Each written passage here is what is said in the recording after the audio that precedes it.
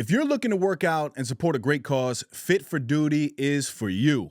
Join us on May 17th at the Sale House in Tarrytown at 9 a.m. for a fun morning of fitness, food, and music. Come out and join Mike Coonahan, Mike Trotter, and the Reps for Responders team for a unique experience featuring a cold plunge, a police academy-style workout, brunch, and great music. Reps for Responders focuses on improving the physical and emotional survivability skills of first responders, helping them make responsible decisions both on the job and in their personal lives. Their services support the mental health and well-being of police officers, firefighters, EMS, EMTs, correction officers, military personnel, and nurses, active and volunteer, with the ultimate goal of reducing suicide rates within the first responder community. There are ticket options to work out and brunch or just to spectate and come eat with the crew. You can grab yours at fitforduty.repsforresponders.org. If you're interested in showcasing your business, sponsorship opportunities are still available. For more information, you can find them on Instagram at Reps for Responders. This is an event you don't want to miss, so get your tickets today, and we'll see you out there on May 17th. This episode is brought to you by Whitaker Garage Doors, your one-stop shop for all things garage doors, proudly based in Peekskill, New York. Your home is a direct reflection of your personal style, and let's face it, your garage doors are the first thing people see when they pull up your driveway. Whether you're looking for the timeless charm of a classic carriage house door or the clean, sleek look of a basic wood finish, Whitaker Garage Doors offers traditional options for every taste and budget. I can personally vouch for their incredible service. When I had my own garage doors done, I was blown away by their timeliness, professionalism, and overall respect for their clients. Jonathan, Cassara, and their entire team are top-notch, and they really go the extra mile to ensure you're happy with the final result. So if you're in the market for a new garage door or need some repairs, give them a call or find them on Instagram at Whitaker_doors. Don't forget to tell them you're a friend of Dave's over at the No Snooze podcast. Whitaker Doors. You won't regret it.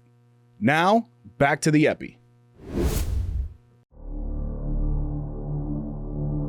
Adversity? Bring it. The struggle? I welcome it. Snooze on life? Never that. I am Dave Regina, and this is the No Snooze Podcast. Come on.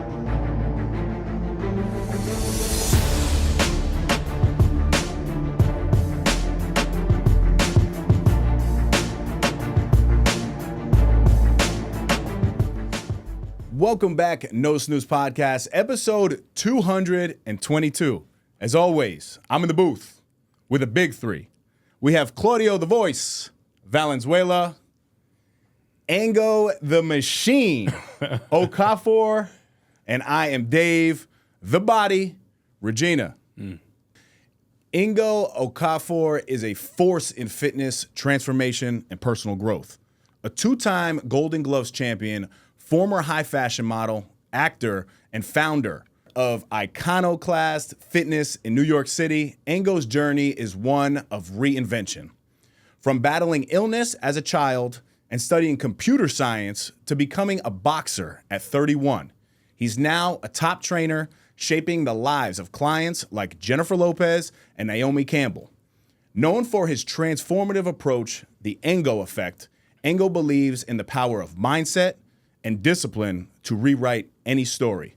I'm extremely humbled and grateful to have Ngo here today. Ngo, welcome to the podcast, my brother. Thank you for having me. I'm so happy to be here. Listen, man, we had a great conversation just off air, and I got to tell you right from the start. Yes. I mean, I don't want to blow you up, but you're 50 years old, and you look incredible, man. Thank you. And we were talking, and I told him that I was 35, and you right away you were like, "You'll look like this at 50." And now, why is it that you say that? Because I was 35. And I say this because when I was 35, I didn't know 50 felt so far away, and I just didn't, I'm like, how I see people that were 50 and I'm just like, damn, like some of them looked beat up. And then I saw this one guy and we were in the gym, we were all young, and he said he was 50, and he looked amazing. Wow. And we're like, no, let's see your ID. And he showed us his ID, and he was 50. And we just kept asking him questions like, what'd you do? He said the same thing that I said to you. Just keep doing what you're doing. Just keep working out, keep eating well, and keep living right. And the most important thing is stress management. The biggest thing that will throw age on you, and age especially on your face, is stress.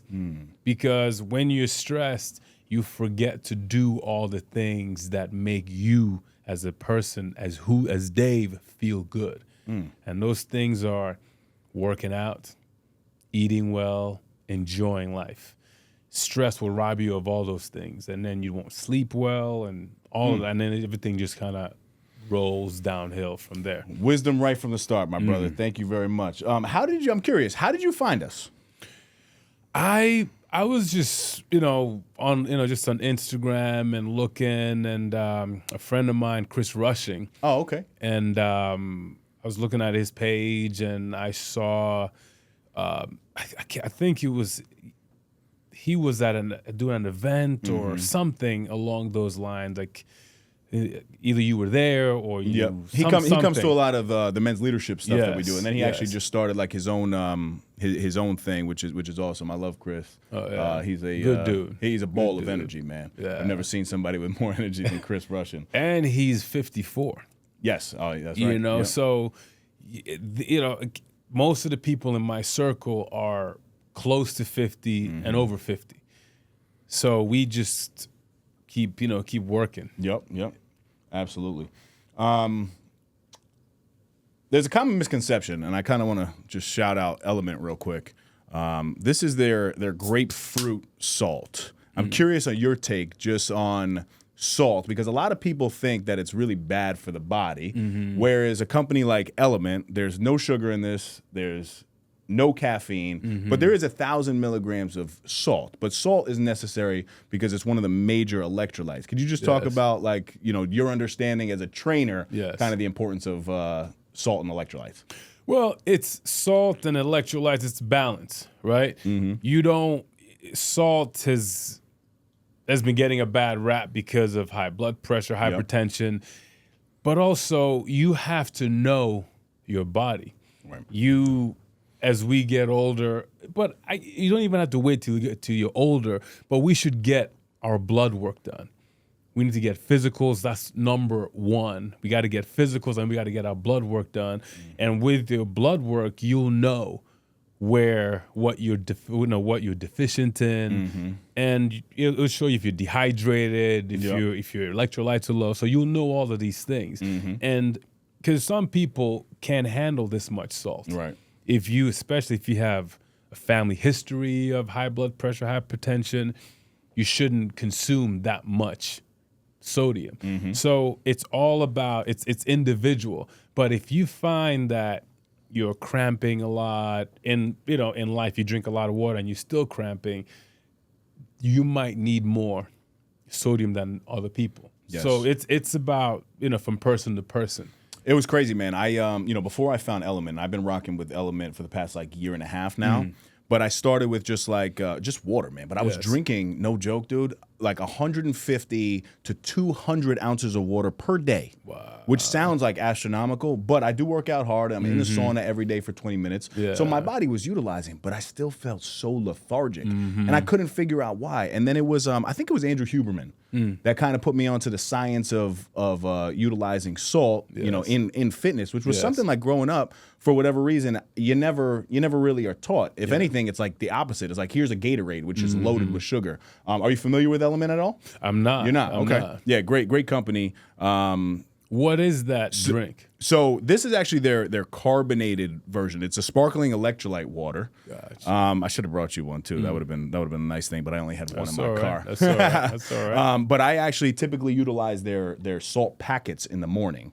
So I start with their salt packets, which is there's no carbonation in those. But then kind of throughout the day, I have one or two of these. So I'm literally drinking probably 3,000 milligrams of salt a day. And what that has done for my body and my blood work, I mean, it's undeniable because it's science, right? Yeah. Like I was looking at my blood work before versus my blood work after. And so many different things were changing. And even my HDL, I believe it is, my good cholesterol, Yes. right? It got better from consuming more salt.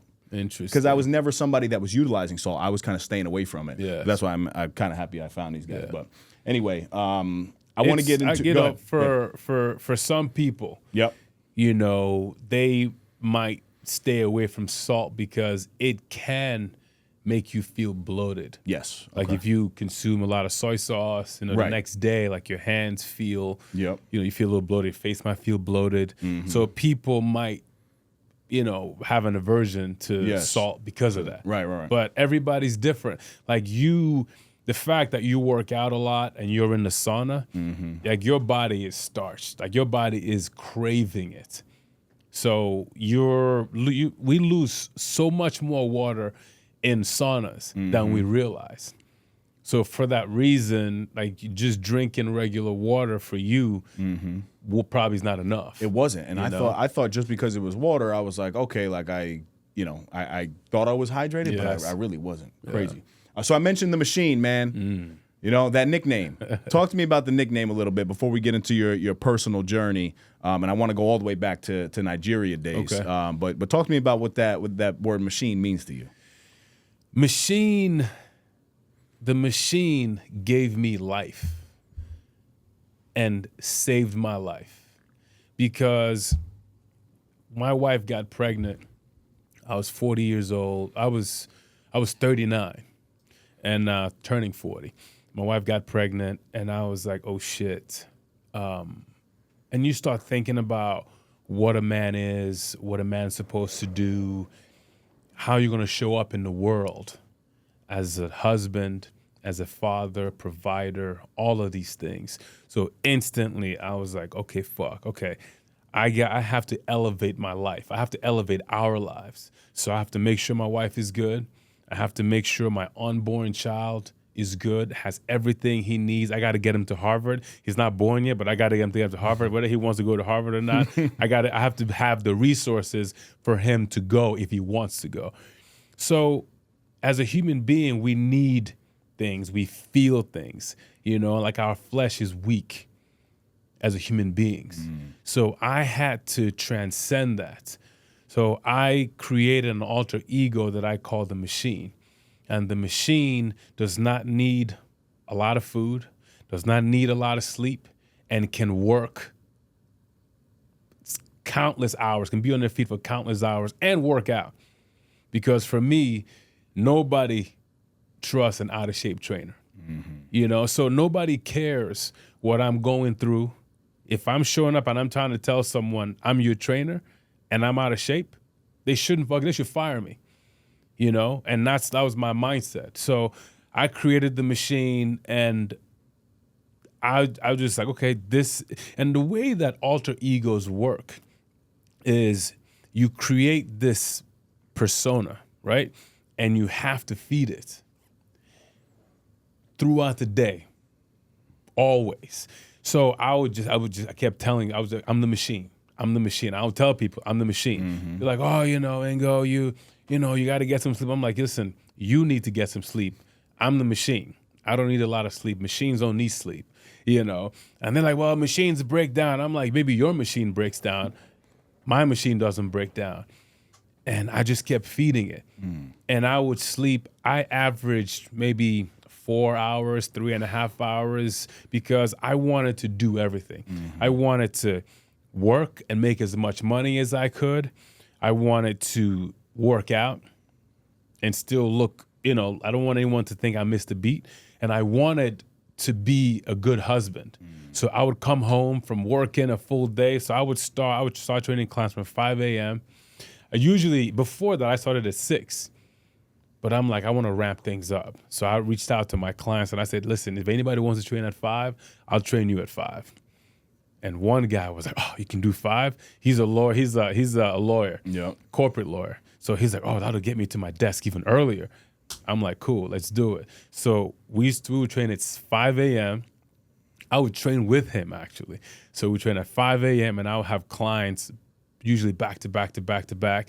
And I would have, you know, like few gaps in the day. I might have an hour here or 30 minutes here. So I would eat something real quick and then I would just work out. And then be done, right into the next one. Work. Maybe have another 30 minutes, do some cardio or do another workout, and then go. And I would go from 5 a.m. to 9 p.m. And I would get home and I would just be like, okay, cool. My wife is at home. Okay, cool. Let's hang out. Or I'll have her meet me in the city. We'll go out to dinner. And I just felt like I wanted to max out every day. And the way to max out is like you can't think about, oh, I need sleep, or oh, I need this, or no, it's about going. You got to go, you know? And for 10 years, I averaged 4.5 hours of sleep max. And I built an insane legacy in that time. You know, we bought a bigger apartment, and then COVID happened, and my wife was like, you know, and then, so we bought a bigger apartment, but while I was buying the apartment, I always wanted to have my own gym. And I tried all kinds of things. I tried to raise money, and people would tell you they're going to write you a check. And when the time comes, they're like, well, what kind of stocks or what kind of shares are you offering? I'm like, motherfucker, this is a fucking one-person gym. You talking? It's not Apple. Like, nobody offering you, preferred stock or whatever kind of stock. Are you going to support my dream or not? And, people start to kind of pull away because they didn't think you were actually going to do it. So when you have everything together, they're like, oh shit. But because I was grinding for so long, I was able to raise the money by myself. And when the gym opportunity came, I was able to get in and do it by myself. I bought the gym, took it over by myself, no investors, no backers, nothing. On Fifth Avenue, just my dream, So I bought the gym. We just bought and renovated a new apartment, and we were going to have a second child. So my thing is like, just throw the grenade. Let's do it all now. Blow it up. Blow it all up now, and then we'll figure it out. Wow. My wife was like, I don't think it's a good idea to add the gym to your plate, and you got to renovate it. You got to do construction. I'm like, listen, I got it. I want you to focus on being pregnant. I got everything else. Like, I want every single pregnancy, as I would always say to her, I want this to be a happy time, because I believe that happy pregnancies make happy kids, So all of this was going on at the same time. But like I said, because I was the machine, and because I put in that work for 10 years, I'm talking 10 years straight, not like no breaks. I was working 7 days a week, and I was able to build all of these things and have a nest egg, and then COVID. So my daughter was born, and when she was about 6-7 months old, COVID hit, and I had to switch again. And my wife was like, we got to get a house. Because I was grinding, we were able to keep the both apartments and buy the house in Westchester. So a lot of times we are too gentle on ourselves, and we don't realize what we can do. It's like Kobe. When Kobe was going through all that he was going through, he created Mamba. And Mamba is what got him through that dark ass period in his life, to be able to transcend the flesh, you have to go to this place that is not human. And you have to go there, and then you have to stay there. And then you have to consistently stay there for a long time to be able to achieve the things that you want to achieve, unless it's given to you. But if it's not given to you and you have to build it, you got to be able to get past your body and have your mind be what drives everything. Like our bodies just this is nothing. Like this is just a slave. You know, like I tell myself, my body what to do. And I'm in control. And when we recognize that and realize that, there's nothing we can't achieve. Nothing. I'm sold on you, my brother. I tell you that. It takes it's very quick for me to know if, especially from not having a conversation. We had 2 conversations on the phone. I love what you're all about, man. Thank you. And I'm excited to even further this conversation. So clearly you gave us a great synopsis of, the mindset that you have. But it wasn't always this way, man. No. And when I was reading about your story, even talking to you on the phone, growing up in Nigeria, you battled chronic illnesses early on. So how did that whole experience kind of, shape the resilient man that you are today? Take us back if you can. For most of my childhood till I was about 13, I just always saw myself as this weak person. Just I was in the hospital for weeks at a time. Sometimes. What was it specifically with the they didn't know exactly what it is, but I would have pneumonia. I had severe chronic asthma. I was allergic to everything, like dust, freshly cut grass, certain foods, somebody sweeps the floor, dust comes up. I'm like, I have an asthma attack, And I was like Mr. Glass, like fragile. And I hated that. And I knew that I hated that. And I knew that I was weak. And that bothered me every single day. Like I would be at home and I would hear kids playing outside, but I'm sick. I can't go out. I gotta, because I missed so much school, I have to be inside studying, reading. My mom would photocopy notes from the other kids when kids took notes in class. That's in the dark ages. Kids don't take notes in class anymore. Probably get sent to their iPads or cell phones. Exactly. Like kids actually wrote by hand back then. As I said that, I was like, damn, I'm old as hell. But I would be inside studying, trying to catch up to the work. So it's either you're sick or you're studying, and I just hated that. And I just wanted so badly to be normal. I just wanted so badly to be one of those kids just outside playing. You come back from school and you're just out playing. And I don't want to be in a hospital bed, crazy, It was so fucked up that when you're in the hospital, like all you smell is cleaning products. And it just gets so burned into your brain that cigarette smoke smelled good when I was younger because it broke up the smell of cleaning products that you would smell all day. Wow. And I never wanted to smoke, but I just loved the smell of cigarette smoke, because it made me feel like I was not in the hospital. So when I would take a walk in the hospital and someone was smoking, I would just hang out where they are because it made me feel like I was in the outside world, So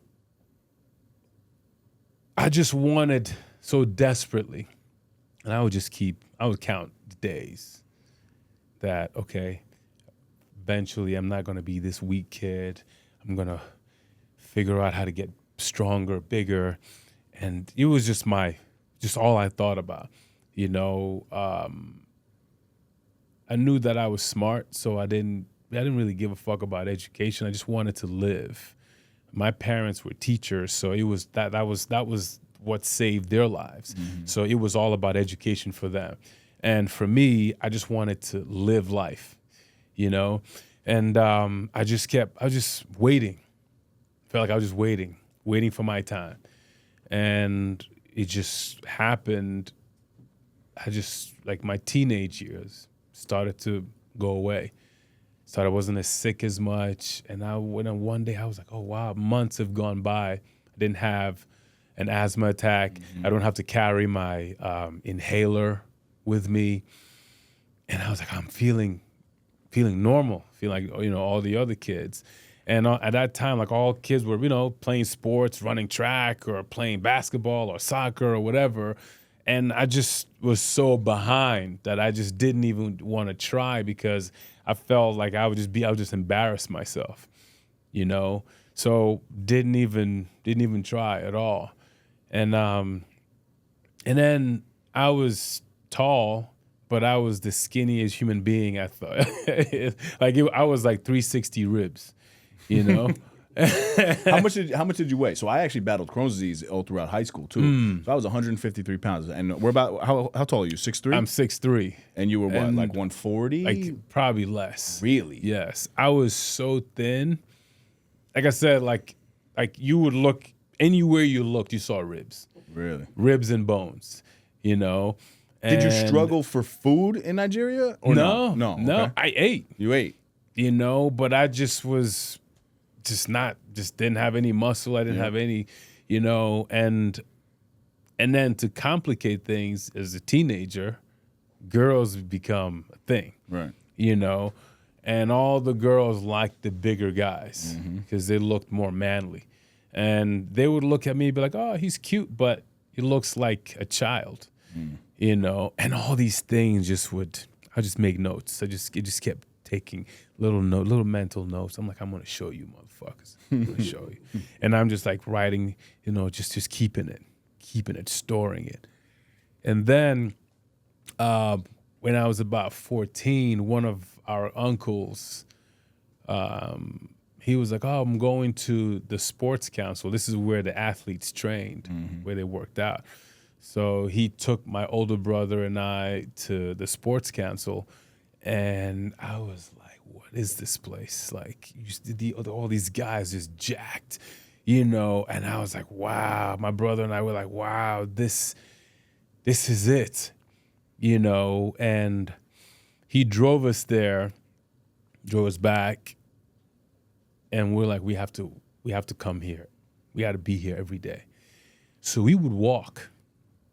We would walk for an hour, scale a wall, like this high-ass wall, scale this wall to get to the sports council. An hour walk, and then we'll walk an hour back. So we'll walk an hour there, and then we'll just walk. We just work out, hang out there, talk to these guys, and just like, what are you doing? Like, how do you do this? How do you do that? Just teach us. And we it's like sponges, just absorbing everything. We were there every day. We were so pissed that they were closed on Sundays. Over the weekend, closed Saturdays and Sundays. So we created our own gym. Like, we would have like a plank, like a piece of wood, and then we would put like tires. We would have like tires around it, and it would be like rolling around, and we're just doing whatever. We just got to get strong. We just got to get strong. And around that time, Rambo was out, Conan was out, and we would just VHS, and we would just watch these we would just watch and pause on the scene, and we're like, all right, you do push-ups, I do push-ups, and then we'll go in the mirror and we're like, is the chest bigger? She says, no. Okay, we'll do more push-ups. And we would just go back and forth and back, and we were just obsessed, So That was the start that was the start of me working out. Yeah. And we had a full-on summer of this. And then we got back to school, and I was like, girls were like, wow, oh, you got bigger. You're bigger now. Oh, and I was like, wow, they actually see me now. Yeah. And that's what started this journey, and that's why when I told you that you're going to look like this when you're 50, I will never stop. Like, if you ever hear me say, oh, I'm not going to work out, just instantly know there's something wrong, very wrong, because like it's who I am. It's in my DNA to do this. Like I'll find something, you know, even if it's just doing push-ups or squats or whatever. Like I'm gonna do something, you know. The longest I've ever gone without working out was when I had shingles for 3.5 weeks. Wow. My younger brother had just passed away, and the stress of all of that brought that on, you know, and I didn't realize what it was, you know, and at first. And then it kicked in, and my client, who's a doctor, was like, "You have shingles." And it was a bad case of it. So I couldn't work out. I just was laying down for weeks.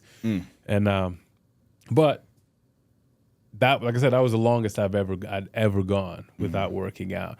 And you know, of course, once he healed, I was back. I was back in the gym the next day. Once it was like, okay, the last cap fell off, we're back in the gym. You know, you said a lot there, but earlier in the conversation, you mentioned what I took as saying no to the flesh. And a lot of people say yes to the flesh. And it's funny because I'm in my Bible every day now. I haven't always been this way, but specifically the past 1.5 years, I've been reading, you know, the Bible every single day. And I've been applying it to my discipline as well. So every morning I take a cold shower after I work out and hit the sauna. I just gun it to cold. And I've been doing that for some time now, a couple years actually.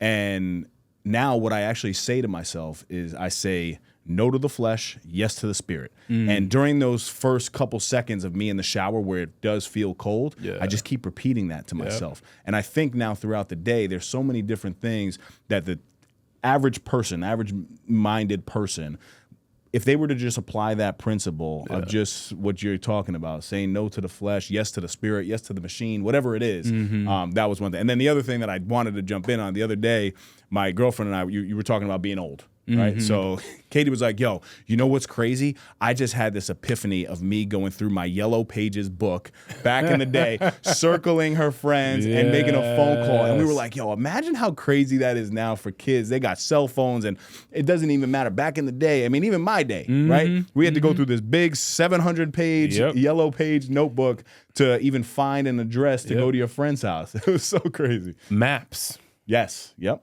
Maps. Driving with maps. You know what I mean? See, I was a little bit better because I had MapQuest, but I had to print out MapQuest, and then it would tell me 1.5 miles, make a left. I'm like, how am I supposed to know what 1.5 miles is? Like now, I don't even think that I would be able to do that because now we've been living this way. Exactly. It does concern me for like my daughter and stuff because, you know, when they're older, they're going to have no concept of any of that. But they don't need to. Right, exactly. They don't technology need to. is continuing. Technology is going to continue to iterate. And there are going to be things that they're going to need to be smart about that we would not even have thought about. You know, like things like ChatGPT, how to use ChatGPT, how to use AI.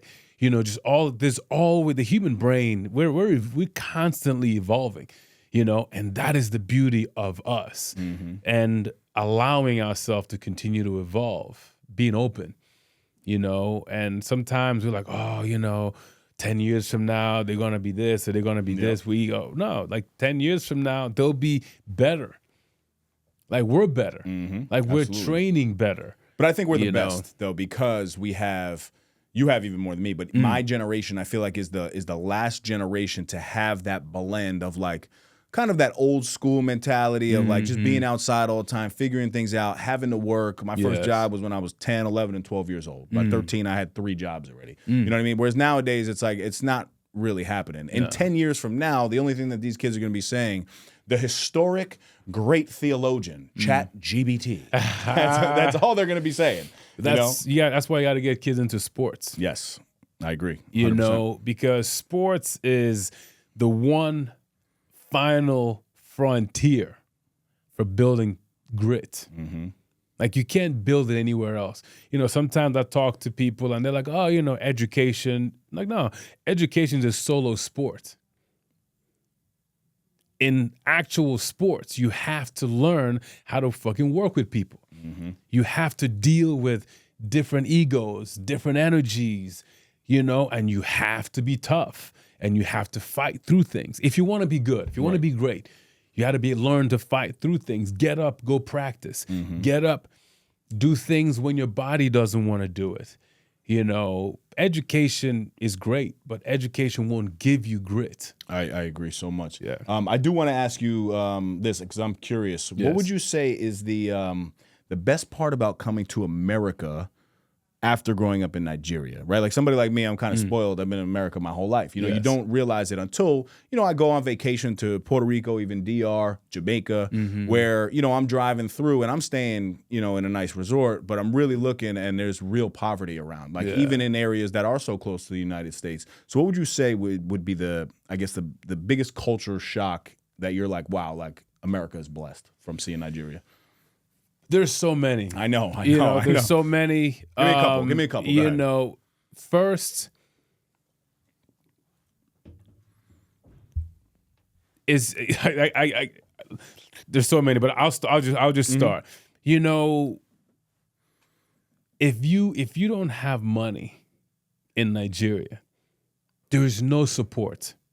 Like you're dead. And you can't even really make money in Nigeria the same way that you can make it in America. You can't. Right. You know, like you have to be connected. You know, like, yes, you can work, but you're living in poverty.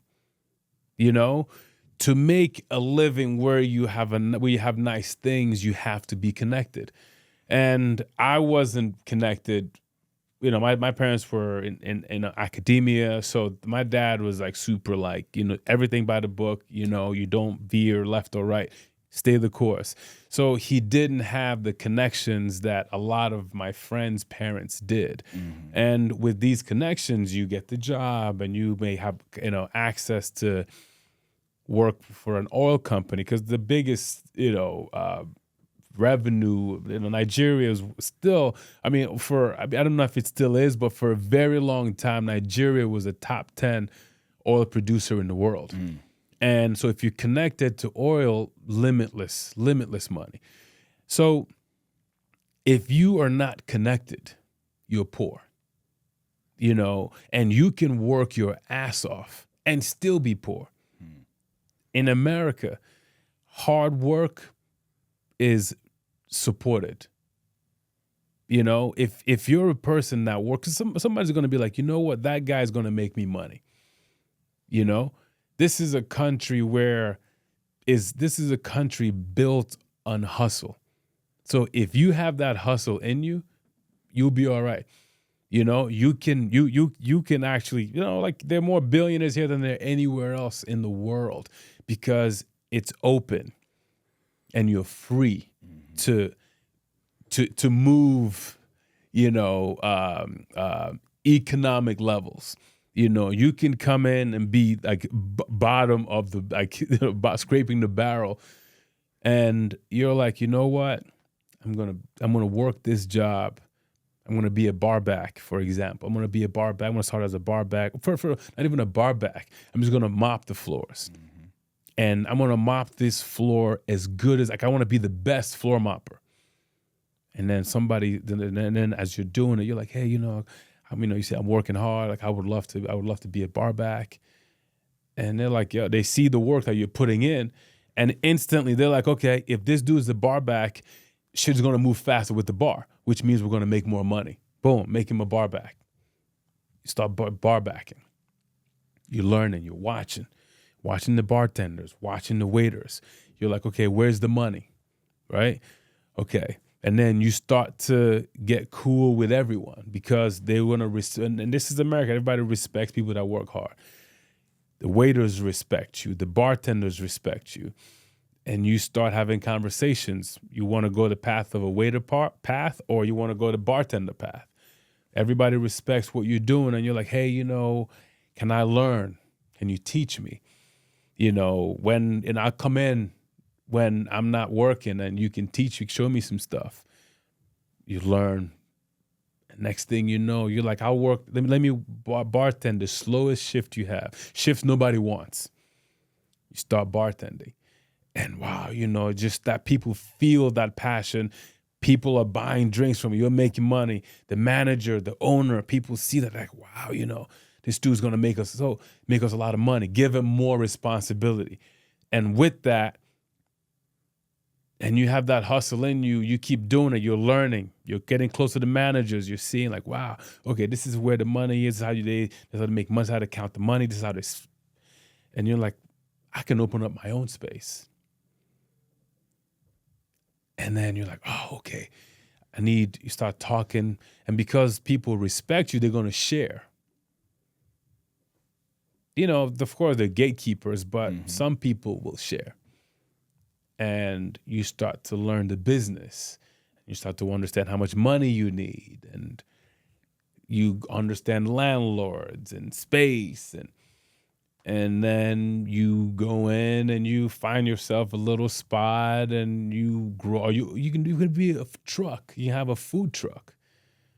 Start with a food truck, and then you grind so hard, people feel that passion and that love you have, and you grow that into 2 trucks, and then you grow into a restaurant. You go get a tiny little box, and then you start.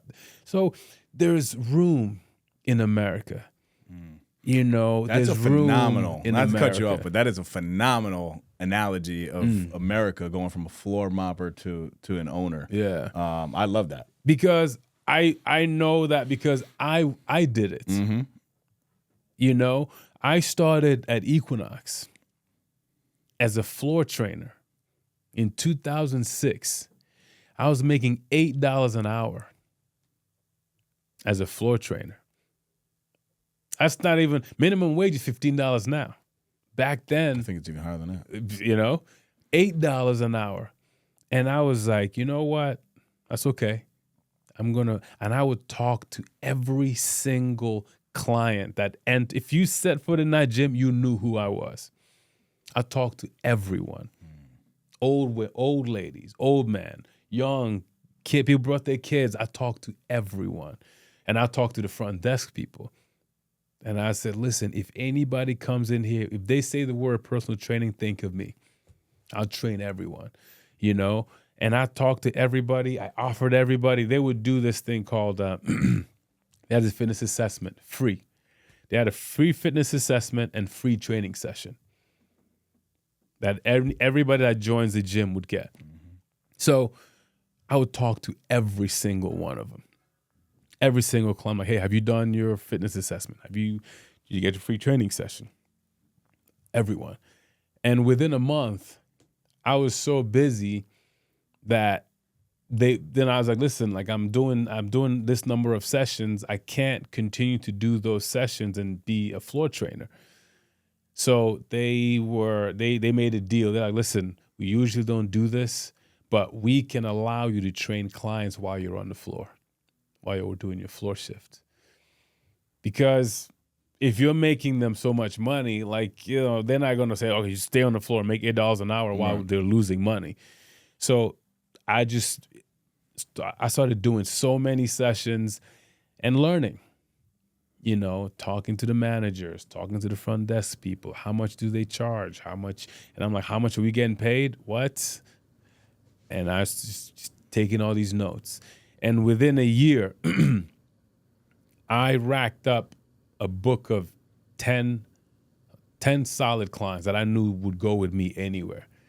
And then another trainer told me, hey, listen, there's a place around the corner that's an independent training gym. So you can bring your clients and you pay them rent and you can charge whatever you want to charge. So I was like, oh, wow. Back then, people were paying $90 per session if they bought a package. So I was like, you know what? I'm gonna raise my rates. I'm gonna go to this independent training place and I'm gonna charge them $100. You know, because I'm giving you more of me, all of my time at a better, more focused place.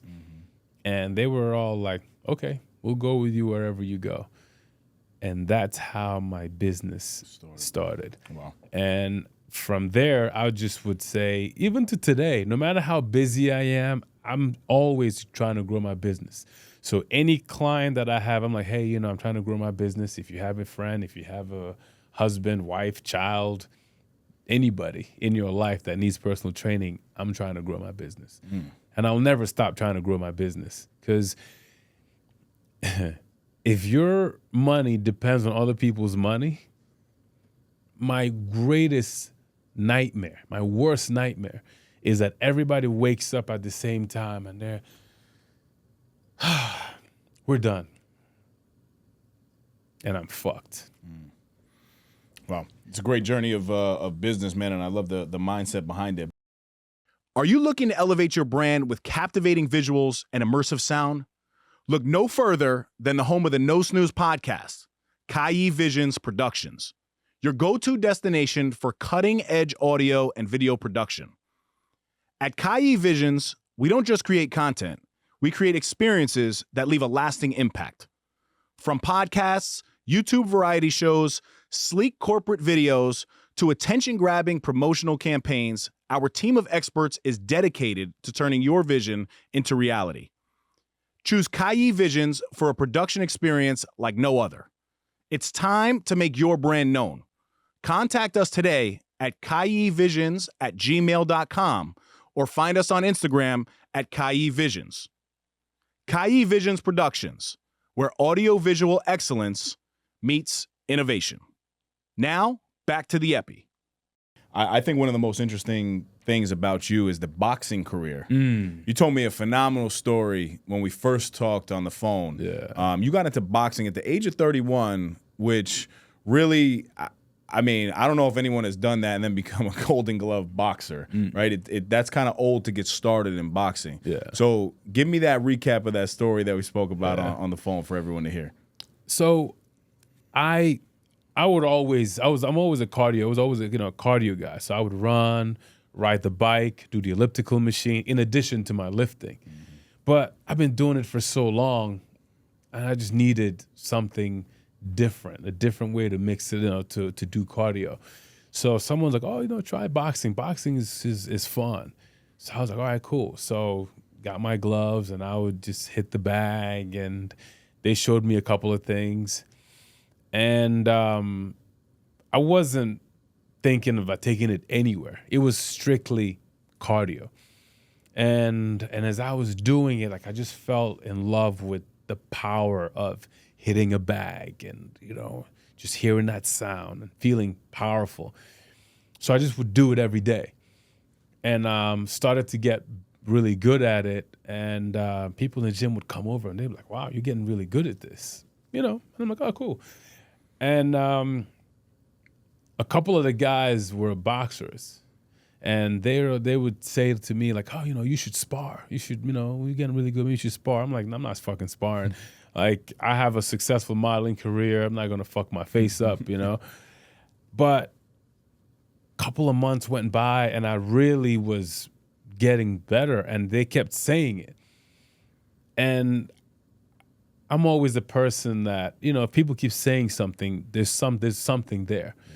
So I started thinking, I'm like, wow, I never got a chance as a kid to play sports, because I would always feel like, oh, I'm just going to embarrass myself because all the other kids are going to be so much better than me. So I didn't even try. But with boxing, I felt like it's one person. So it's me against them. It's my hard work, my work ethic, my mindset against their work ethic, their mindset. Nobody can help you. Your coach can't come into the ring and throw punches for you. So I was like, wow, maybe there's something here. So, it kind of got in. So I was, just kept going, just kept doing it. And then I went to New York Health and Racket Club on 23rd and 6th to lift. And I was working out, and I went to get water at the water fountain, and I saw this guy hitting the bag. And I was just stopped, and I was like, wow, like, it was powerful and smooth and beautiful. And I was like, wow, this is amazing. So I just stopped, and I just watched him hit the bag. And I'm like, I want to hit the bag like this guy. So I waited for him like a creep. And and I went over, and I was like, hey, what are you doing? Like, what are you working on? And he's like, oh, I'm training for the Golden Gloves. And I didn't know what the Golden Gloves were, but it sounded Sounds cool, good. Golden Gloves. Like, I'm like, wow. Like, so I was like, I want to do the Golden Gloves. and he was, I didn't even know what he was thinking. But he was like, yeah, sure, I'll take you to the boxing gym. So he got changed, got dressed up, and he took me to the boxing gym, which was close by. Just like that. Just like that. Random stranger. Just like never met him before. I didn't even care to think what he was thinking about. Who the fuck is this dude? But I just wanted to do it, So he took me to the boxing gym and introduced me to his trainer. And I was in there and people just hitting the bag so hard and like smooth and people sparring. And I was terrified and excited at the same time, and that was it. His trainer became my trainer, and people laughed at me. When I told them I was starting boxing, that I was going to do the Golden Gloves, like my friends laughed at me. Because, of course, it looks and sounds crazy. Like, you're 31 years old, you're starting something that people start when they're 8 years old. And you're a handsome guy, and you're modeling. You're modeling, too. So they're like, who's this cute guy that's going to go box? You know what I mean? Then you're going to have you're going to be fighting guys that are probably going to be 10, 15 maybe, years younger than you. Like, you think you have a chance. Like, who the fuck are you? And they would laugh. And even in the boxing gym, the other boxers would laugh and the coaches would laugh. Because I'd muscle, and a lot of boxers don't have muscle. So they instantly think, oh, you're going to be slow. Number one, he's going to be slow. Number two, he's old. And they would tell my trainer, like, what are you doing with this guy? Why are you wasting your time? Like, he's not going anywhere, But I just kept showing up. And I would show up and he would tell me, just go in the mirror and throw jabs. And he would be working with his other boxers. And I would just stand there, just throwing jabs. Hand here, and throw jabs. And he would just let me stay there for like 10 rounds, And I'll look over and he's like, keep going, And I'll just keep doing it. And later on, I found out that this is how they weed people out. Because, like, if you can't do days of that, then the fuck out of here, And that's usually what happens. Guys come and they want to, hit the bag and look cool. And they're like, stand there. And usually after 2-3 days, they disappear. But I just kept showing up. Showing them, like, whatever you want me to do, I'll do. Every single day. And then afterwards, I'll go home and I'll just keep working on whatever he told me. I'll do extra work. And he felt it. And one day he was just like, he put me in the ring to spar with this heavyweight Nigerian dude, like big, monster-looking dude, like mean. I had no excitement. I'd only been there for maybe like a couple of months, and he put me in there to spar with him. I didn't even have headgear. I didn't have a cup. Back then we would share all this. It's kind of as disgusting as that sounds. We would share everything. We would share, somebody would sweated all their headgear, take it off. I'm surprised we didn't get staph infections, ringworm, they'll take their headgear off, it'll be all sweaty, and you just like, you put it on and you hear that like squishing sound and it's like wet. You put it on, someone takes their cup off and you put their cup on, and it's just gross. But we just wanted it, and I was just like, it was just so cool to be there. So he put me in with this heavyweight dude. He's Nigerian. He's Igbo from the part of the country that I'm from. Before, I would just hit the bag and I was talking to him and he's like, do your parents know that you're boxing? And I said, no. And in Igbo, he's like, you better go tell them. They kill people in there. And I was like, I'm like, thank you. Like, terrified. So now I'm going to spar this guy. So I was just like shaking. I got diarrhea and all that, but I'm just like, I can't show it. So I was just like, I just kept trying, and he was swinging. Like, he was trying to really like hit me, like fuck me up. So I'm like ducking and running around and holding and doing all this. And then the bell rings, the first round, and I go to my trainer, and he's like, at least you know how to get the fuck out the way. He's like, go back in there. So I thought I survived one round. I thought he was gonna be like, okay, good job. He's like, go back in there. So I'm just trying to survive. Like he's throwing haymakers, and I'm like ducking and holding, and I make it through 2 rounds. And he's like, all right, come on. He's like, all right, good. I get out of there, and I'm just so nervous and stressed out, and I'm like, But I'm like, I survived 2 rounds with that. Like, okay, I'm gonna do it again.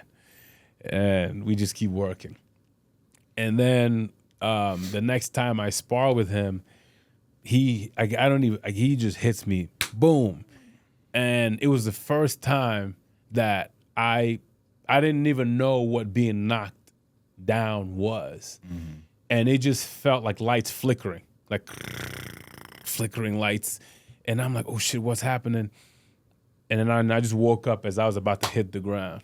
So I hit the canvas, and I was like, oh shit, that's what that is. And I was just, kind of got up slow. And then I hear this coach. There were 2 rings in that gym. I hear this coach out the other side of the other ring. He's like, I saw that. I saw that. Yelling, people laughing. Mental note. And I go to my trainer, and he's like, you all right? Give me some water. And he's like, you all right? Go back. And, I'm fighting for my life, trying to survive, but I make it through. And then I was like, okay, the worst has happened. And I didn't die. My thing is always like, I didn't die. And if I didn't die, I can keep going, So I didn't die. So I'm like, okay, I can keep doing this. And then I just kept getting better and better every day, and doing stuff on my own, and doing my running and doing my mental. The biggest thing was like you mentioned, is the self-talk. That's the biggest thing, because every fighter, I don't care who it is, you're scared because you're scared because you're a human being. And as human beings, we make mistakes. And you have someone across from you who has trained for a long time to hurt someone. And they're coming to hurt. They're there to hurt you. So you can't make a mistake. But as a human being that you're going to make mistakes. That's just the way we are. We're never going to be perfect. You can train 5 million hours and you're still going to make a mistake. And that's what's the scariest thing, because they're waiting for you to make a mistake to capitalize. And there's a big fucking dude standing in front of you, swinging. And you're like, fuck, if I make a mistake, knock me, I could get hurt, I could die, whatever. So that's what's the scariest part. No matter how good you think you are, you can make a mistake. But Mike Tyson talks about being terrified, the baddest man on earth, So you just keep talking to yourself. I'm good. I put in the work. I have a good jab. I have a good right hand. I'm tough. And you just keep saying this to yourself all day long. Every day, because every time you remember, I'm sparring today, you're like, you squeeze my asshole shut because I'm gonna shit on myself, I have diarrhea, I'm gonna throw up. You're just scared, And sometimes you go in the gym and you look around, oh shit, the person I'm gonna spar is not here, and you're like, whoo, and you go into the locker room and then you hear the toilet flush, and they're in there. And your stomach falls out, but you keep talking to yourself. You keep talking to yourself because you made a commitment to yourself that you're going to do this. Sometimes you're going into, you're getting ready, you're putting on all your gear for sparring, and you're just afraid. But you just keep talking to yourself and talking yourself down, like, we're gonna do this. We're gonna do this. We're not gonna die from this. Like, I've been given this gift, and I'm going to fight through it. I'm gonna get better. And I had my first fight 6 months after I started boxing. It was my first Golden Gloves fight, and did not go well. Like, the bell rang, we started, and I think the fight ended in like 40 seconds, or felt like 15 seconds. You know, the guy hit me with a good shot, and I was just like, I was out. Woozy, and the referee, it felt like the referee just stopped the fight. Like, and I thought usually they give you an 8 count, a standing 8 count, assess you, and then say, okay, done or continue. So it didn't even, he just looked at me and he just was like, it's done. And I was like, wow. Like, I trained, like I gave my heart, my soul, everything to this, blood, sweat, tears, literally, for this. And this is how it's going to go. And I just was like, fuck boxing. This is bullshit. I'm done. So I took all my gear and I put it way back in the closet. And I actually started personal training I was at Equinox, started Equinox around the same time I started boxing. And I'm just going to focus on my business and build my business. And this is what I should have been focused on anyway, not a pipe dream of boxing. So focused on my personal training business, built it up, went independent. It was rolling. And then I just said to myself, man, like, this cannot be my legacy. Like, I cannot say to someone, yeah, if I hear someone talking about the Golden Gloves, I say, oh, yeah, I did the Golden Gloves, but I got knocked out in 30 seconds in the first round. That's my fucking legacy? No. So I'm like, okay, my business is up and running. I can start. I want to go back to that. I want to go back to the gym. I want to stop boxing again. And coincidentally, my trainer called me and he's like, I think we should come back to the gym. Come back to the gym. And he's like, we're not going to call it anything. We're not training for anything. Just come back to the gym. I'm like, all right, cool. So I would train clients, run to the boxing gym, train, run back to the gym, train more clients. And I was doing it every day. And as I started to get my conditioning, get my timing back down, I'm just like, I started thinking about fighting again. But I was like, I was remember what happened. And I'm like, that'll never, ever happen to me again. And my trainer was the same way. Like, he and I were like we were here, connected. And we were like, we're never going to let another referee decide the outcome of any fight that I'm in. So I'm going to work, like I'm going to kill myself, to make sure that my motto was like, my 65% is going to beat your 100%. And you better be ready to fucking die, because I'm ready to die, And for me, it was an opportunity to live my childhood dream, because I knew that I was athletic, but I just was never able to express it, And here's boxing, an opportunity for me to express this, my athleticism, this gift that I was given, and you're gonna get in my way, was my mindset, So when I was hitting the bag, when I was hitting anything, it was death blows. Like, I want you to explode with every punch that I hit you with, And if you hit me hard, that's okay. You better be ready to fucking kill me, to beat me. And that was my mindset. And when we trained, that was our mindset. When I was running, I was thinking about. When I created my own strength training program, and it was like, it was insane. But my thing is, I know these guys are gonna be better boxing skills, but I'm going to grind them into the ground with my conditioning and my toughness and my grit, So time came, we entered the gloves, and we're going to do this. And as crazy as everything always happens in his life, I had the flu, and I was like, damn, am I going to be 100% by the time the fight comes. And of course, I wasn't 100%. And my friend, people like at the gym were like, "No, man, you shouldn't, like your chest, you're coughing and all this stuff. Like, you're not 100%, you can't even catch your breath. Like, how you going to do this?" I'm like, yes. Like, I've trained hard. And my motto is my 65% is going to beat your 100%. So I was like, fuck it. Like, let's go. And went in my first fight, knockout. Second fight, knockout. And I was still getting over the flu the first 2 fights. Wow. Because, you fight and you have another fight probably like within a week to 10 days. Mm-hmm. And then, third fight, close. I hurt the guy, but he was tough. He kept going.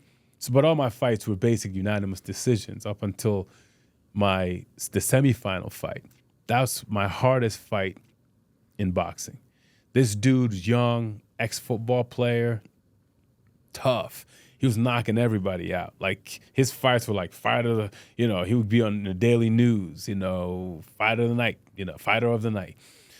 And we started, and this is another conversation, but I was also, in addition to my physical training, I was doing mental training.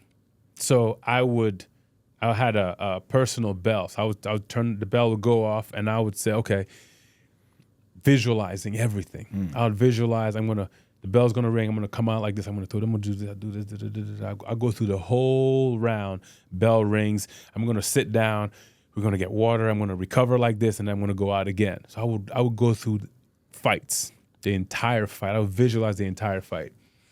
And when I was getting ready for this semifinal fight, doing my visualization, I would see myself getting hit and getting hurt. And I would shake it off, go back in, do it again. Same thing happened. I shake it off. I kept shaking it off, kept trying like 5 times, and it kept happening. And I'm like, you know what? Let me sit into this. What's going to happen if I get hit and get hurt? Okay, I'm going to do this. I'm going to do this. I'm going to respond like this. I'm going to stand. I'm going to do that. Yo, lo and behold, it was like probably 30 seconds into the fight, I got hit with something. I don't know what I got hit with. I was out. And when I say out, I was not there. I it was like I got transported into a video game. And I could see his energy bar and my energy bar. And that's where I was. But I also had the presence of mind to know that I could not take a step. Like, if I took a step, I'm gonna wobble, and the referee's gonna see it and either give me a standing 8 count or stop the fight. So I'm just gonna stand here, and I'm just gonna throw back. I'm just gonna throw as hard as I can. He's gonna throw, and I'm gonna try to block and take and throw. Bell ring. The referee didn't realize that I was hurt. I was standing at a corner, and I was like, where the fuck is my stool? Then the referee came over and walked me to my corner. Wow. I was out. I didn't even know where I was. Walked me to my corner. I sat down, and my trainer threw water on my face, cold water on my face. And I was like, oh, shit, I'm still here. I thought the fight was over, and I was like, oh, shit, I'm still here. I was like, oh, shit, I'm still here. I'm still here. And I'm like, oh, shit, dude, you're in trouble, is what I was thinking to myself. I'm like, yo, I'm going to kill you now. Because you tried to kill me and you couldn't do it. I'm going to kill you now. Like, we're going to fucking go to war. And bell rang. I got up, and I threw an overhand right, and I caught him with it. And I saw in his eyes that he was like, oh, shit. Like, I hit this dude with everything, and he's coming back like this. So it was like 2 rock'em sock'em robots. We were just like pounding on each other. And I'm just like, nope, you're gonna have to kill me. You're gonna have to kill me. That's all I kept saying. And he ended up going down. And he got up, but I won. And I was like, that's crazy. And I went in, went to the back, to the locker rooms, And I saw him in the locker room with his coach, and they were basically dumping water all over him to kind of like revive him, you know? And he never fought again. Wow. It was brutal, you know? But I got out of that fight and I was like, wow, I went through hell and I came back. And for the finals, I knew who I was going to fight in the finals, and I knew it was going to be tough, but it wasn't going to be this tough. So I just once again trained hard, even harder than I did before. I ran more than I did before and went in, and the finals are at Madison Square Garden. And, you know, I always knew that I could play sports at a high level. I just didn't have that outlet, you know. And every single person that I knew, all of my friends, all of my coworkers, clients, all came to. It was sold out, you know. Everybody, I couldn't hear chanting my name, Ngo, when I was coming out. And it was just amazing. And I just took my time. I did not rush. Took my time walking out. And I just looked and I saw people and I was like, wow, I did it. You know, that dream that I had as a child, I did it. And because I was willing to die for it, I did it. And bell rang and started, and, you know, the kid, like I said, he was tough. But most people don't want to die. Most people are not ready to die for what they want. And it's okay, you know, but you can't beat me if you're not ready to die for it, you know. And that was it. Like, he hit me with some good shots, but like, I'm like, motherfucker, like, no, like, this is mine. This is mine, and you can't take it. You don't want to die, so you don't stand a chance, you know. So the fight ended. Arms got raised, you know. I had this interview, and everything just started kind of like playing back. And I'm just like, how did I do this? You know, you do this thing. You train for so long. You sacrifice for so long, and it just happens. And you're like, wow. And it's like a dream, you know? And you're living it, like an out-of-body experience, you know?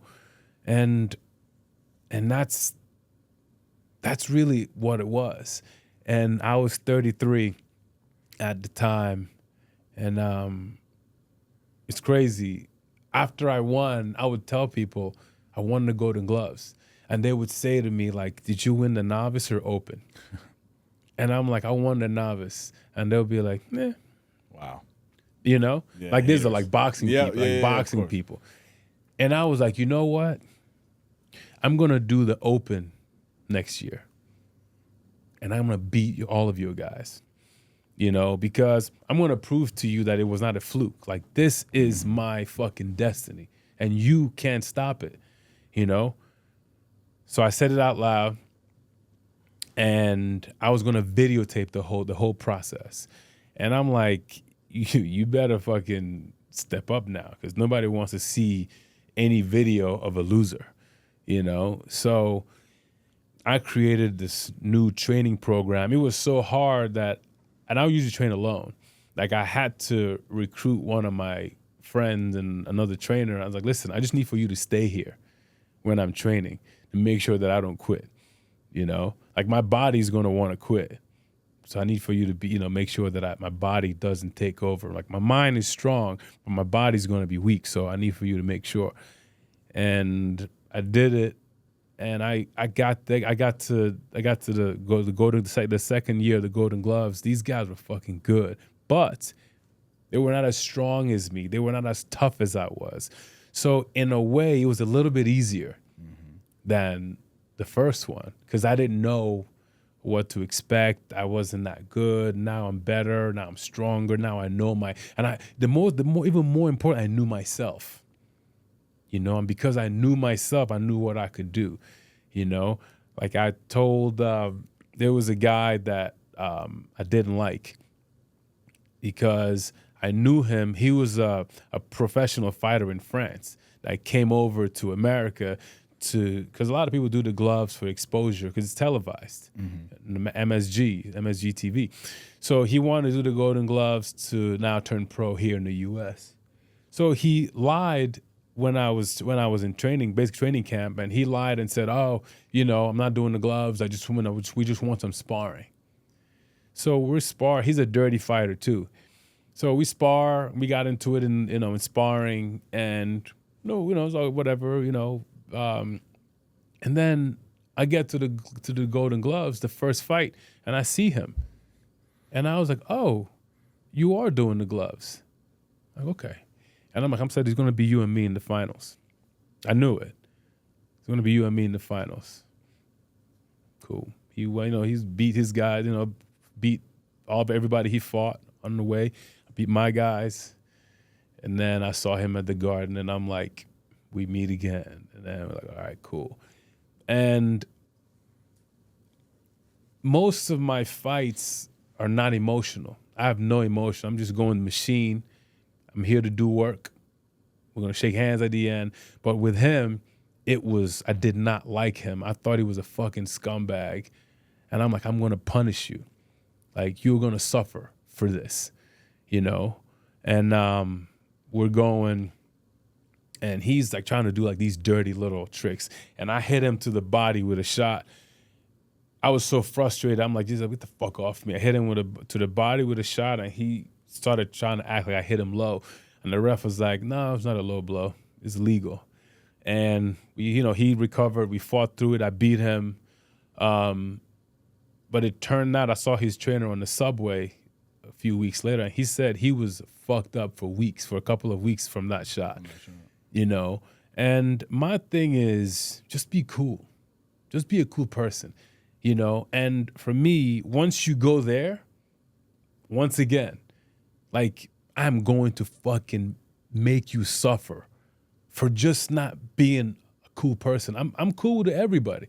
You know what I mean? And you're trying to take advantage. You'll suffer for that, And that's how I live my life.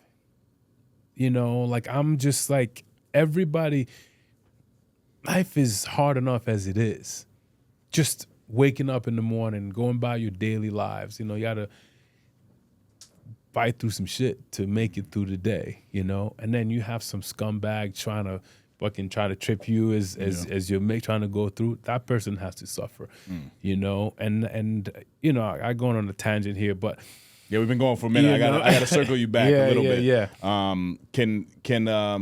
wanna before we wrap up, bring some value to people who don't have the mindset that you have, because the mindset you have is very clear, and the story of the boxing, it's one of the best stories that I've heard. Yeah. But what would you say to somebody that is not wired exactly as you are, but wants to better their lives?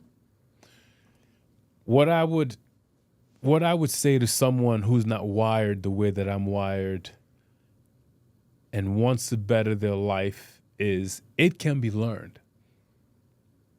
Mental toughness and grit can be learned. You might not get to certain levels, but you can learn it, and you can learn it by doing smaller, difficult things throughout the day. For example, you talk about taking cold showers. Don't take a cold shower, like, you don't have it like freezing at first. Make it colder than lukewarm, so it feels a little uncomfortable. Do that and just talk to yourself, talk yourself through it, and just do that every morning. Just tell yourself, I'm going to do this I'm going to be uncomfortable every morning. Start your day with being uncomfortable and talk to yourself. And then at the end of that, pat yourself on the back and say, wow, I did something hard today. And then every morning you do that. And then eventually that degree, that temperature is not going to feel as cold. Then you make it colder. Instantly, you've already gotten tougher, So now you make it colder, and then you do that for a while, And then you keep making it a little more uncomfortable.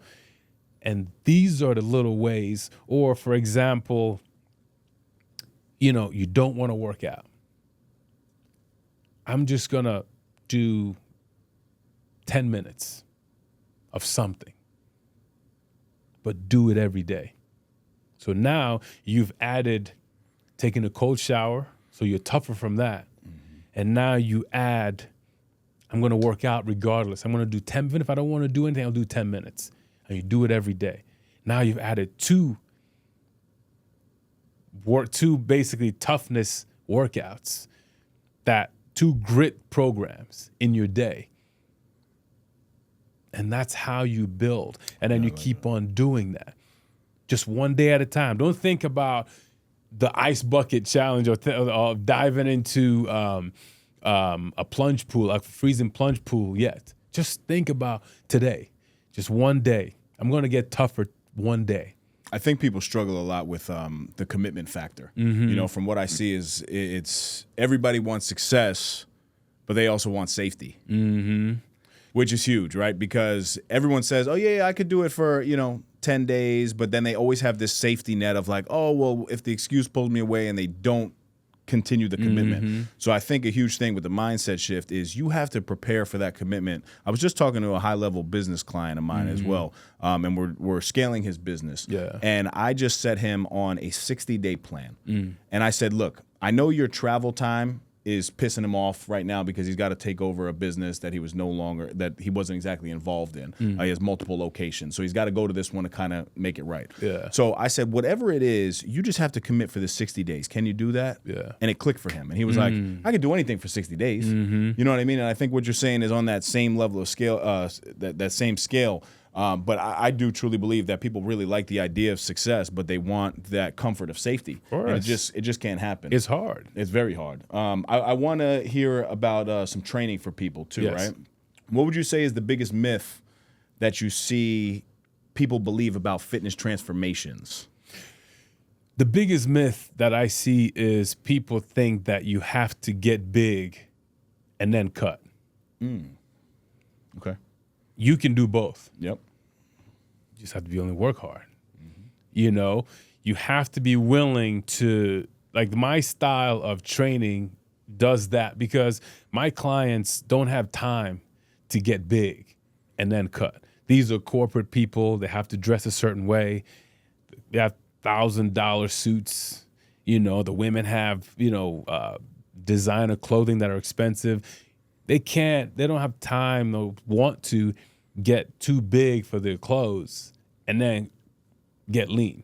So you have to be willing to do a combination of lifting, circuit training, and cardio all in the same workout. Lifting, circuit training, cardio. And cardio. Yeah. So for example, that's kind of how I train now that I think about it. But go ahead. If I'm doing a chest day, for example, right? I would start with a circuit of 3 movements. So I would do all chest? All chest. All chest. All chest. I would do, so for example, I'll do seated flies. I'll do seated flies on a machine, incline dumbbell chest press, push-ups. Now, when you're talking about a circuit, you're talking about a superset pretty much. So that would be a tricep. 3 exercises, no rest in between. Rest. You're doing 10 to 12 reps maybe on one. You're jumping. More. So depending on what exactly I'm trying to do, I would go 15 to 20 reps. If I'm really trying to get like hard and super lean, I do 20 reps. The big repetition. Yeah. Yeah, exactly. Yeah. And it's like you do 20 reps and you're like, oh shit, like it's burning. And then you walk over and you get on the dumbbells. You don't really focus on weight then at that point, right? No. Because somebody who's just starting that technique, they might be gassed really quickly. But you're saying do the repetitions. Don't worry exactly about the how heavy the weight is. Right? I never worry about how heavy the weight is because your body is not a scale. It's your mind and your ego. The body doesn't know what weight it's doing. It just knows that it's hard. And it knows what it's feeling. Yeah. That's it. I like that. Like your muscles grow off of the stimulus it's getting, not off of the number written on the dumbbell. So if you're pushing something and your body feels this is hard, it has to adapt. And the adaptation is the muscle building process. So I don't worry about weight. So I do the goal is my focus, where I'm going, so I do my flies, then I do the incline press, and then I get down on the floor and I do 20 push-ups. I don't care who you are. If you do 4 rounds of this, your chest is going to respond. I don't give a fuck what it is. Your body will respond. If you're doing back, you do the same, apply the same principle. Your back is going to respond. Your legs, same thing. Is this the Ngo Effect? Yes, it is. This is the Ngo Effect. This is the Ngo Effect. Okay. So, and as you're doing this, your mind has to toughen up. Right, because it wants to because tap it hurts. out. Exactly. It hurts. It hurts, So you have to push through that. You have to push through that burn, and it's a deep, as you know, is that deep burn, and you're like, fuck, I have 4 more. Like I have another exercise after this burn, and I have 2 more exercises after this burn. And I have 4 rounds of this burn that I got to fucking persevere through. You have to get tough, and that builds grit too. And these are all things that after when you get out of the gym and you get to life and you're just like, the fuck are you talking about? This is easy. This is easy. Life is easy. Right. I will say, though, I think a lot of people, they can't do this on their own. And I am a huge supporter of personal trainers, specialists in the field, because having that level of accountability. Let's take CV as the big example right here. He's right here. He knows everything he's got to do, and he's gone on bouts where he loses a lot of weight. He loves to walk and get outside in nature, and he hikes, and he's very active. But if I were to tell him to do this, you were to tell him to do this, he'd be like, yeah, all right, like I'll play with some dumbbells. Yeah. But now if he physically comes to a trainer and actually gets it done, I think the level of success will be probably 90% increased, right? Like, do you think that all people, that there's a certain individual out there that does need a trainer to kind of make that breakthrough? Most people. I'm thinking about this. I'm like, I wouldn't do this on my own, really. But if I came to you every day, I would push myself 110%. Of course, it's like having a workout buddy. When you're with, it's all accountability. But it's also, you take it to another level if you respect the person that you're working with. Right. If they inspire you, because you're like, man, I can do more. I can do better. I want to be better. This suffering is making me better, so I'm going to do it. I'll do whatever it takes. So we all need trainers. Like I could have done, when I was training for the second Golden Gloves, I needed someone there because I knew that I was going to be suffering at a level that I hadn't suffered before. And I needed someone to be there to make sure that I don't quit. So we can all use trainers. You can do it on your own, but if you had somebody there with you, that you level up. I might be in the Golden Gloves at 35. There you go. I'm not even we're laughing.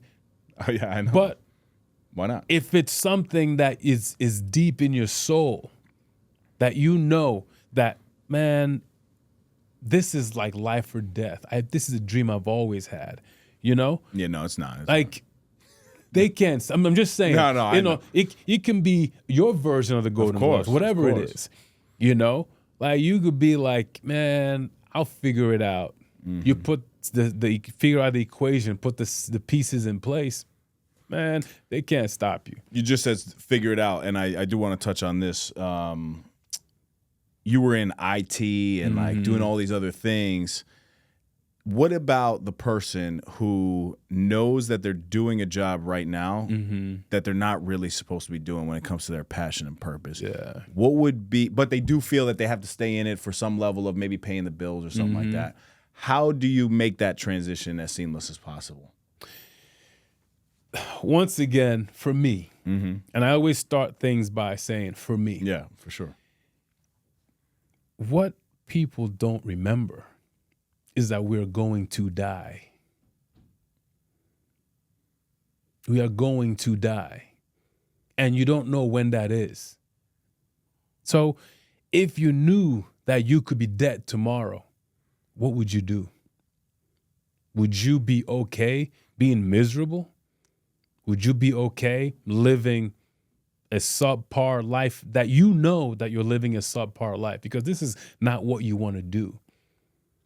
If you knew that you were going to die, what would you do?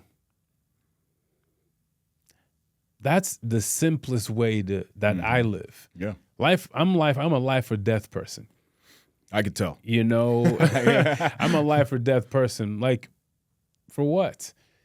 You know? So it's like, like I'm driven by happiness. You know, so if you really want to be happy, take a chance. This is America. You can always start over in this country. That's the beauty of this country. You can always, I've started over so many times. You know, so many times.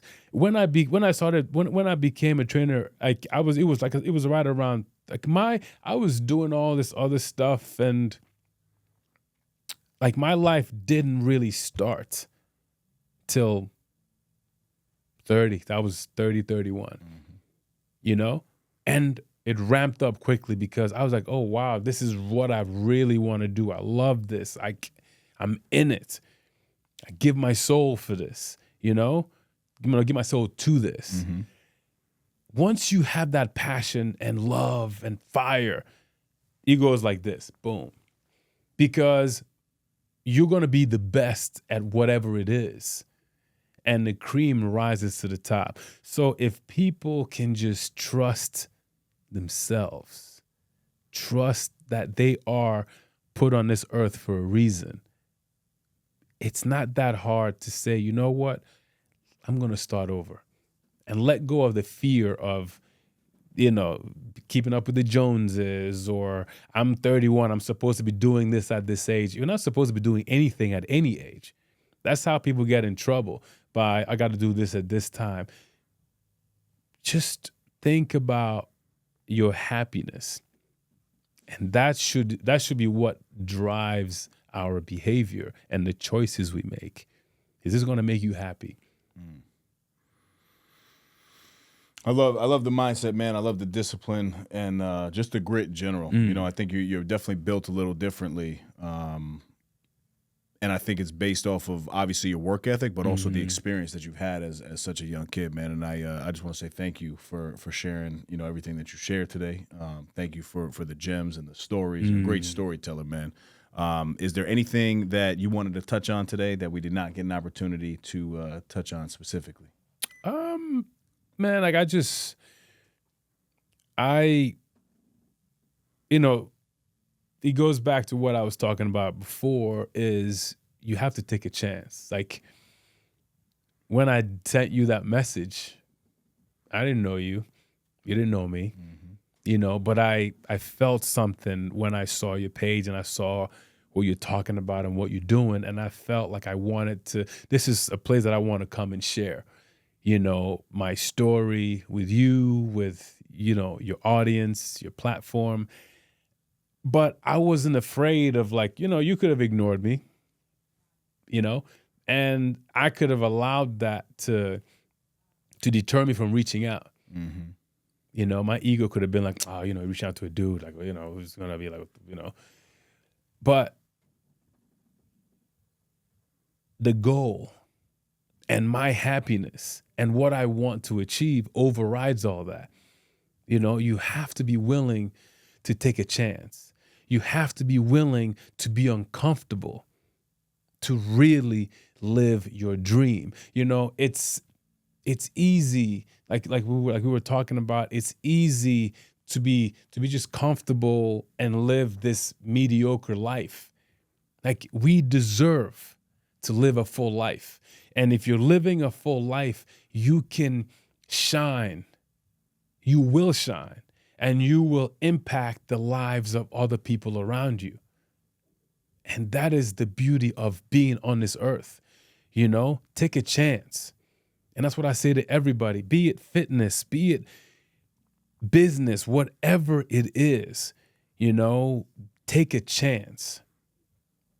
I love that, man. And honestly, that kind of reminds me of a saying, like people say, don't take life too serious. I couldn't disagree more with that term. Everything that I'm doing now in my life, I have to take very seriously. It doesn't mean like you can't have fun. I have a lot of fun. But I was just giving an analogy the other day when I was pushing my daughter on the swing, right? I used to push my daughter on the swing and be on my phone sending an email, right? Whereas now I take life serious. I take that moment serious. I put 2 hands on her and I give her a positive affirmation when I push her. Baby, you're beautiful. Baby, I love you. Baby, you're a star. And even that small switch, like no one's saying, and I know a lot of people, they're listening to this, they're like, he's a little bit too hard-nosed for my mindset, this, that. No, that's not it at all. Yes, you're taking it to another level. But think about that little simple analogy in the park that I just gave. I'm still having fun, but I'm taking life serious. And I look at Ngo and I'm like, wow, this dude has a different level of intention behind everything that he does. So no, man, I really appreciate this conversation. I appreciate you reaching out and also coming on the show. If you would be so kind to look into that camera, let everybody know how they can connect with you and also how they can check out your gym. Yes. So there are a bunch of ways that you can reach out to me. You can reach out on my website. It's NGOOKAFOR.com. It's NgoOkafor.com. You can reach out to me on Instagram, Catch Ngo, Catch NGO, CATCHNGO, or come by my gym, Iconoclast Fitness. We're on 5th Avenue between 25th and 26th Street, actually 210 5th Avenue. We do mind and body transformations there because I believe, the mind, you cannot transform the body without transforming the mind. And it's a full-on program that we do in 28 days. I have people lose up to 25 pounds in 28 days and really change their lives. And I would love to meet with you, talk to you, work with you. So reach out to me any way that you can, and I'll be happy to hear from you. Wow. And before we end, I do have to ask, how was it training Jennifer Lopez? It was the coolest, craziest, most amazing thing because she's a hard worker, right? The hardest. She was meetings all night, tired, but showed up, and she's like, whatever you tell me to do, I'll do. And she looks the same way she looks on camera, she looks in person. It's insane. Like she's also like one of those people that you're just like, man, shut the hell up and get to work. She's been through so much and she's just like, next, keep working. And people like that inspire me to keep hustling. Of course.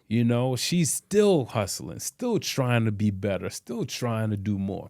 No, I mean, when I was working with her, I was just like, wow, like she has all the money in the world, all the fame in the world, and it's just me.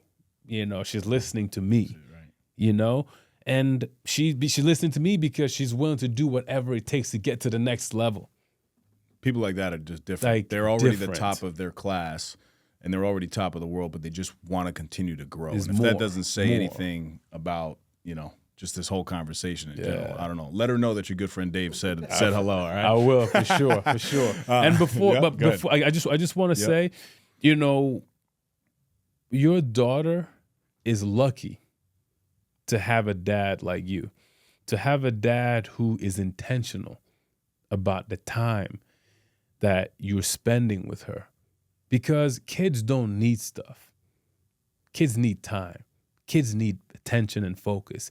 That's what they'll remember, especially a girl with her dad. Because what you're doing when you're pushing her on that swing is going to inform the choices she makes in life. Be it what guy she chooses, who she decides to be within life, or what kind of job she takes, or how people treat her as she walks through life. those are the things that she might not even remember you pushing and saying those affirmations, but she'll remember. And it's in her subconscious, and it's informing her. And, it's like her DNA, like her psyche, everything is changing from you doing that, and, like it should not be, I know you kind of said it because what you do, but that shit is like amazing. Thank you, man. And a lot of people don't do it. Thank you. A lot of people don't raise their children intentionally, and that is the difference. Like you'll see, as she grows older, you're gonna see the difference between her and other girls.